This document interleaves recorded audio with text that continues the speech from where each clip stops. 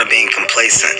As a child, I wasn't really a kid that embraced the world of challenge, right? I was very complacent. I was okay with being a subpar to low average student, right? I was okay with not trying. I was okay with not giving my all.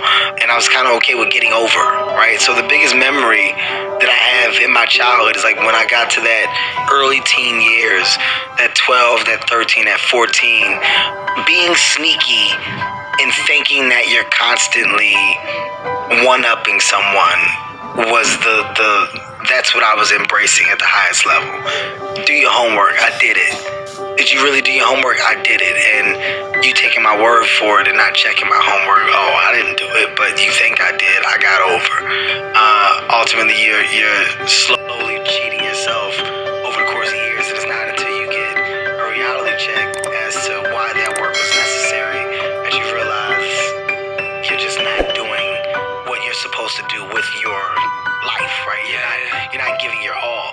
I had a lot of different examples of that. I truly had a mom that made sure that I had, and I didn't take advantage or embrace the real work that she put in until I got to an older age of true understanding. But to be honest, I really threw a lot of those things to the side. The extracurricular activities, the swim teams, the football teams, the basketball teams, the track and field, the baseball, all of these things as a kid, you don't understand your parents are doing to try to provide you with a world of opportunity. They're trying to keep you occupied. They're trying to embrace this idea of hard work, effort, activity, engage.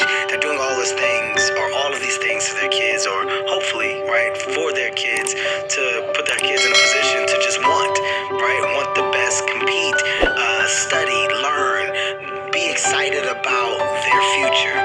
That light bulb went off late. Thankfully, when it went off at the right time, and I was able to identify a lot of stuff that I couldn't then.